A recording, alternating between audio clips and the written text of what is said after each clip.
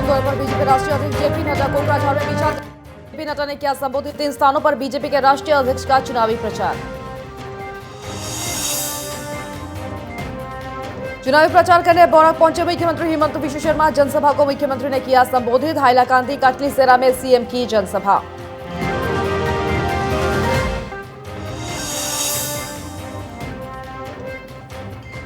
19 अप्रैल को असम में होगा पहले चरण का मतदान। 5 सीटों पर उतरेंगी 35 उम्मीदवार। मतदान को लेकर सुरक्षा कड़ी कर दी गई असम में, क्योंकि 19 अप्रैल को असम में होगा पहला चरण का मतदान। कांग्रेस को एक और बड़ा झटका। कांग्रेस और बीजेपी में शामिल हुए विकास अग्निहोत्री। स्मृति ईरानी के आवास पर ली सदस्यता। जिला अध्यक्ष ने दिलाई भाजपा की सदस्यता।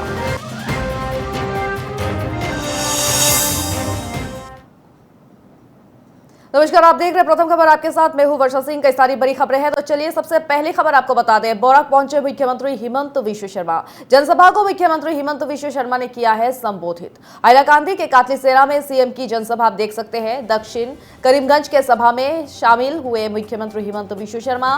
कसार में मुख्यमंत्री की चुनावी रैली देखने को मिली है। लगातार मुख्यमंत्री हिमंत विश्व शर्मा चुनावी प्रचार करने में व्यस्त है। आज शाम उधारबंद के सभा में होंगे सीएम। सिलचर के रोड शो में भी सीएम लेंगे हिस्सा। आपको बता दें, आप देख सकते हैं ये तस्वीर। इस तरह से कई दिनों से मुख्यमंत्री हिमंत विश्व शर्मा व्यस्त है चुनावी प्रचार में। और कल पहले चरण का मतदान होना है। पहले चरण के मतदान को लेकर असम के जगह जगह पर कड़ी व्यवस्था कर दी गई है। और आप देख सकते हैं इस तरह से चुनावी प्रचार करने में व्यस्त असम के मुख्यमंत्री हिमंत विश्व शर्मा।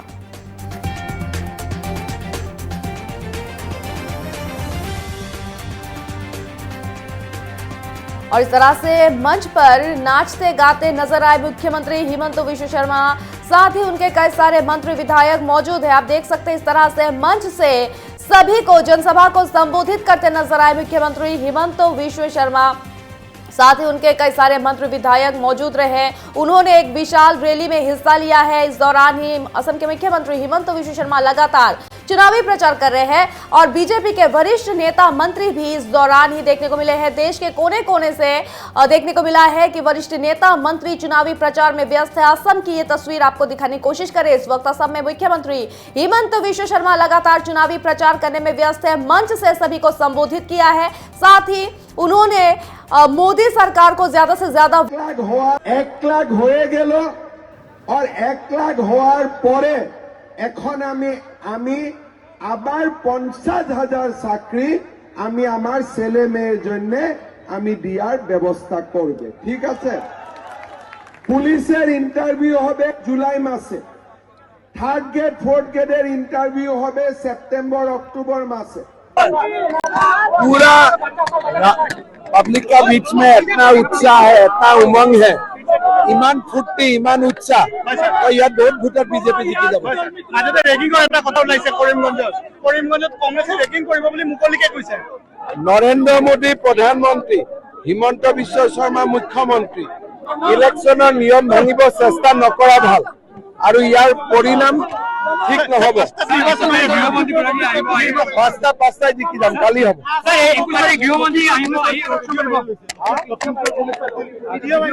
এইবিলাকতো বেয়া ভিডিঅ' আৰু কেণ্ডিডেটে পুলিচ কেছ দিব লাগিছিল, পুলিচ কেছ দিয়া নাই, তাৰমানে ভিডিঅ'টো জেনুইন আছে। কৰিমগঞ্জত আমি এক চাইড জিকি যাম। গৃহমন্ত্ৰী 21 তাৰিখে অহাৰ সম্ভাৱনা আছে শিলচৰত ৰোড শ্ব' কৰাৰ জন্য।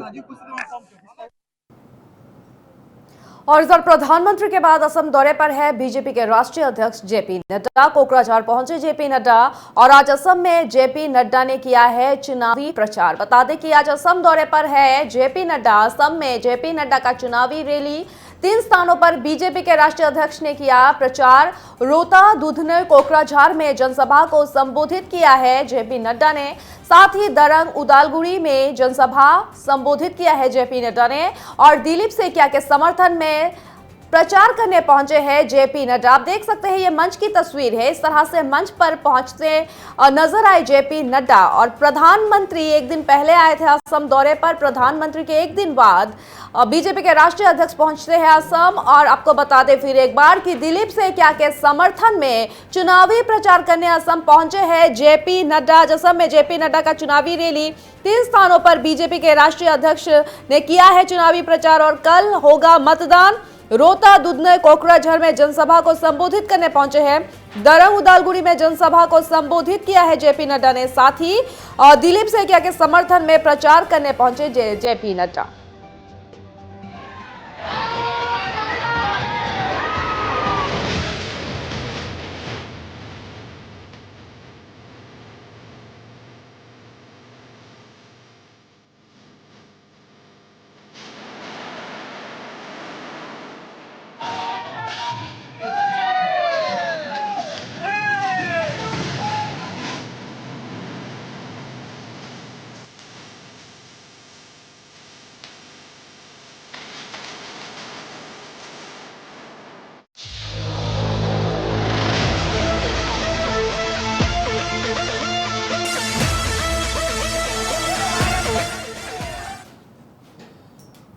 और जरूरी खबर, 19 अप्रैल को असम में होना है मतदान। कल पहले चरण के मतदान की तैयारियां शुरू की गई है पूरी तरह से। बता दें कि 5 सीटों पर 35 उम्मीदवार चुनाव मैदान में उतरेंगे इस बार।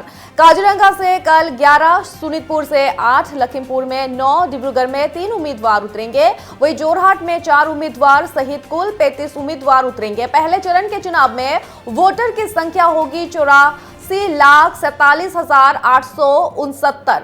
पुरुष वोटर की संख्या आपको बता दें 42,82,000 और इस दौरान ही 887 होंगी। और महिला वोटर की संख्या भी इस दौरान बताई गई है कि 43,64,859 होगी। और तीसरे लिंग वोटर की संख्या आपको बता दें 123 होगी। और कुल 10,000 वोटिंग केंद्र में होंगे मतदान। और आप देख सकते हैं इस तरह से 19 अप्रैल को असम में होना है मतदान। और कल पहले चरण का मतदान होने वाला है। और मतदान को लेकर पूरी तरह से तैयारियां शुरू कर दी गई है। 5 सीटों पर 35 उम्मीदवार इस बार मैदान में उतरेंगे। उस दौरान ही काजीरंगा में कुल 11 उम्मीदवार होंगे, शोनितपुर में 8, लखीमपुर में 9, डिब्रूगढ़ में 3 उम्मीदवार होंगे। जोरहाट में 4 उम्मीदवारों सहित कुल 35 उम्मीदवार उतरेंगे इस बार मैदान में। और पहले चरण के चुनाव में वोटर की संख्या फिर एक बार आपको बता दें 44,47,859 की होगी। और तीसरे लिंग वोटर की संख्या भी 123 बताई गई है। और कुल 10,000 वोटिंग केंद्र में होंगे। और इधर बीजेपी के वरिष्ठ भाजपा नेता गोपाल सिंह रावत की प्रेस कॉन्फ्रेंस उत्तराखंड में। आज चुनाव प्रचार का अंतिम दिन है, उसी दौरान उन्होंने आज प्रेस कॉन्फ्रेंस रखा है। बता दें 5 से 6 लाख वोटों के मार्जिन से जीतेंगे अजय भट्ट। मुख्यमंत्री पुष्कर सिंह धामी के रोड शो में उन्होंने कहा कि ऐतिहासिक है। धामी की रोड शो में हजारों की संख्या में लोग शामिल हुए हैं। और हेलीपैड पर सीएम धामी को गुलदस्ता से स्वागत किया गया है। बड़ी संख्या में लोग उनके रोड शो में शामिल हुए। प्रधानमंत्री मोदी की बदौलत हिंदुस्तान को अंतर्राष्ट्रीय पहचान मिली है, उन्होंने कहा। साथ ही मुख्यमंत्री धामी की भी उन्होंने तारीफ की। कहा कि विकास कार्य से प्रभावित है लोग। लोकसभा चुनाव ऐतिहासिक होंगे इस बार। नैनीताल सीट से भाजपा प्रत्याशी ही जीतेंगे। अजय भट्ट 5 से 6 लाख वोटों के मार्जिन से इस बार जीत हासिल करेंगे। और इस तरह से अपने कार्यालय पर उन्होंने प्रेस कॉन्फ्रेंस के जरिए ये बात कही है।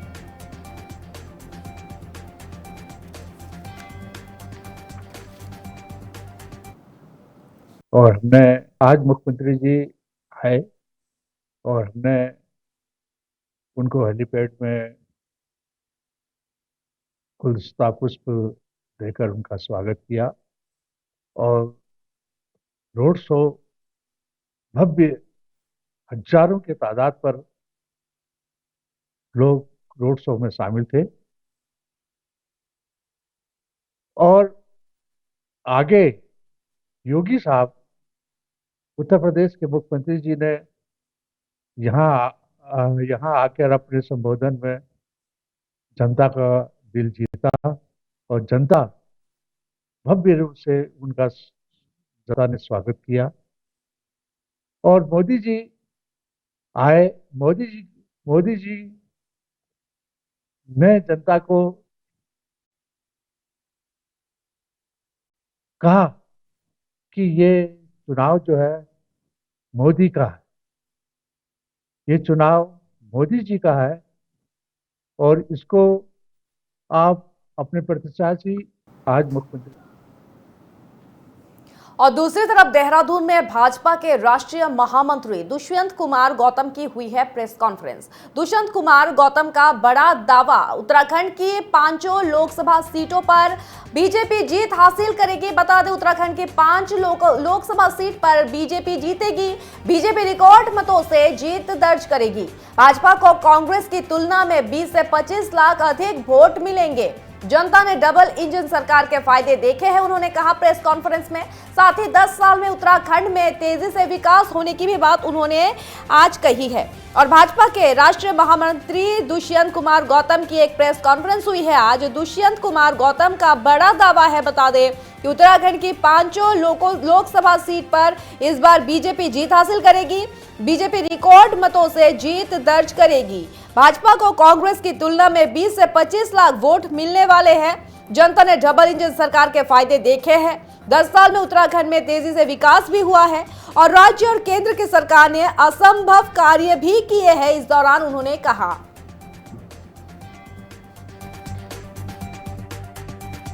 फीडबैक के हिसाब से बहुत अच्छा है और जो हमें आ रहा है कि 5 सीटें भारी बहुमत से हम जीत रहे हैं।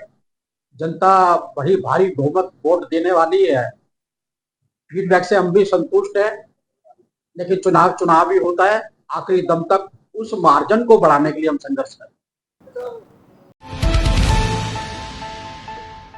धौलपुर में उप मुख्यमंत्री का रोड शो। पूर्व विधायक गिरिराज सिंह मलिंगा का शक्ति प्रदर्शन रोड शो में भाजपा प्रत्याशी इंदु जाटव के समर्थन में मांग रहे हैं वोट। गिरिराज सिंह ने सभा को किया है संबोधित। लोकसभा क्षेत्र में विकास कराना है हमारी जिम्मेदारी है, सिंह ने कहा।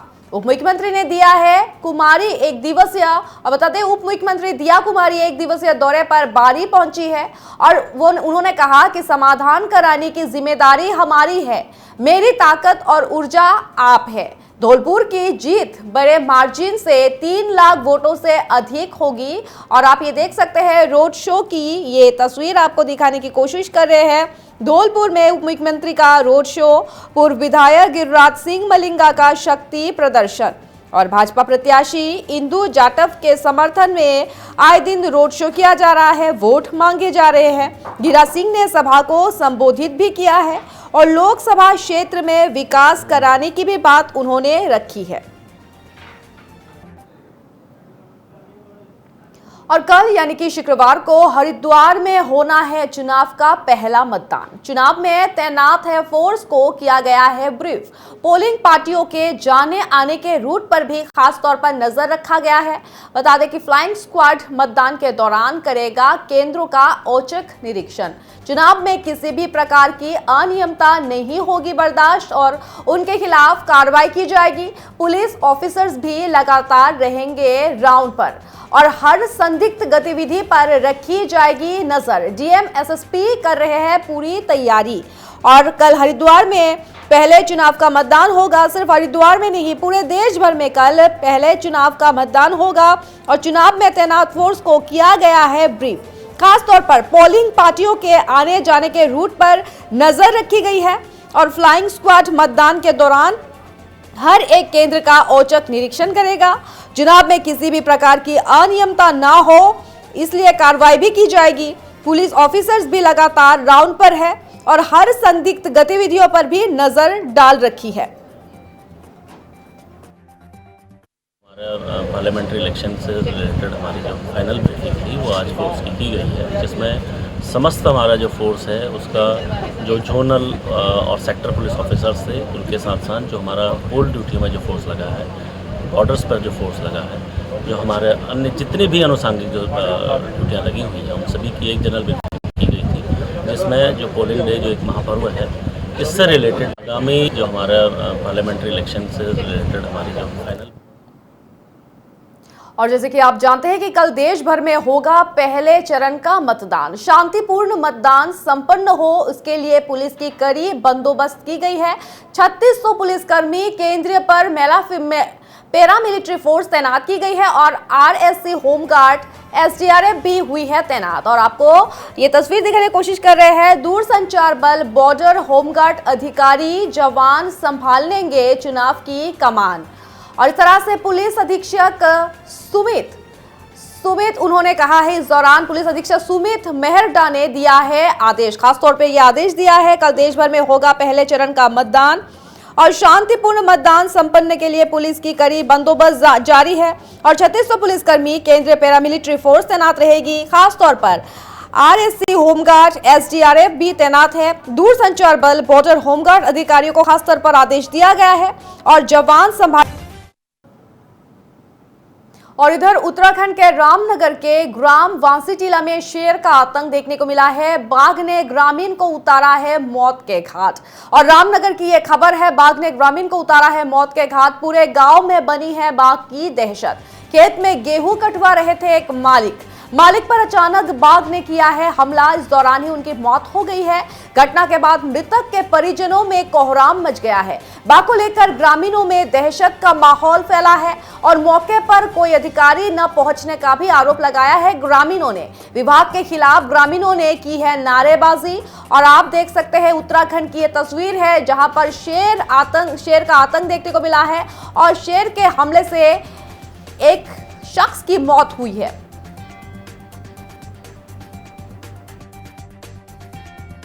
और ये रामनगर की तस्वीर है। बांसीटीला में शेर लगातार आतंक कर रहे हैं और बाघ ने एक ग्रामीण को मौत के घाट उतारा है। पूरे गांव में बाघ की दहशत से अब लोग परेशान हैं। खेत में गेहूं कटवा रहे थे एक मालिक, उनके कर्मचारी उस वक्त खेत में काम कर रहे थे और अचानक से ही एक शेर ने मालिक पर आकर हमला कर दिया और मालिक पर हमला करने के बाद उनकी वहां पर ही मौत हो गई। मौके पर मौत होने के बाद पूरे परिजनों में कोहराम का माहौल है और बाघ को लेकर ग्रामीणों में दहशत का माहौल आप देख सकते हैं किस तरह से ये खबर आपको दिखाने की कोशिश कर रहे हैं।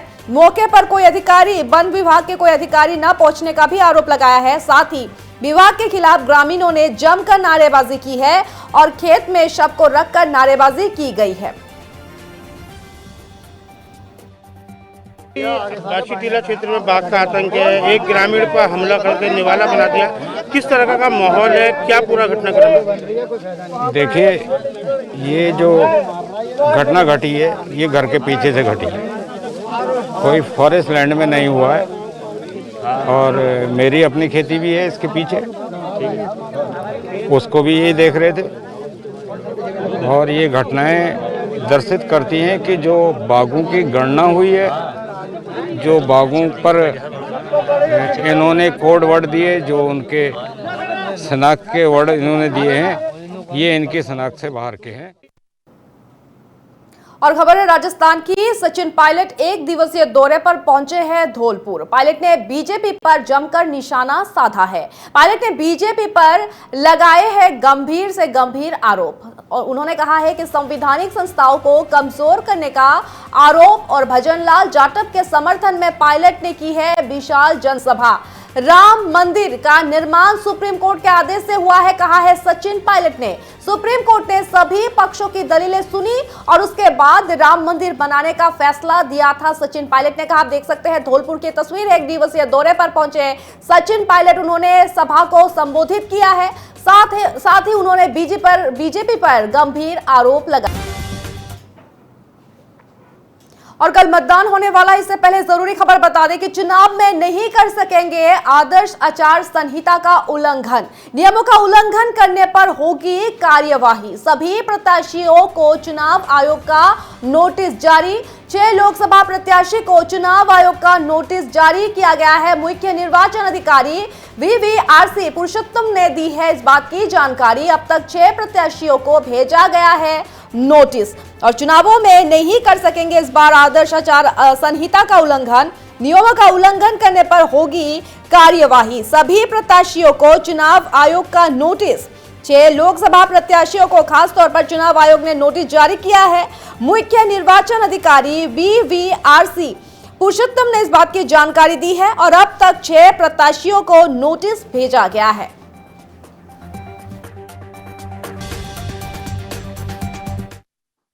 लगभग हमने अभी तक 6 आदर्श आचार संहिता की नोटिस का उल्लंघन का रिटर्निंग ऑफिसर्स द्वारा नोटिस दिया गया है। सो उसका अभी तक जो जवाब आने के बाद उसका परीक्षण करके उसमें सकारात्मक कार्रवाई नियमानुसार किया जाएगा। और आज के लिए प्रथम खबर में इतना ही। धन्यवाद।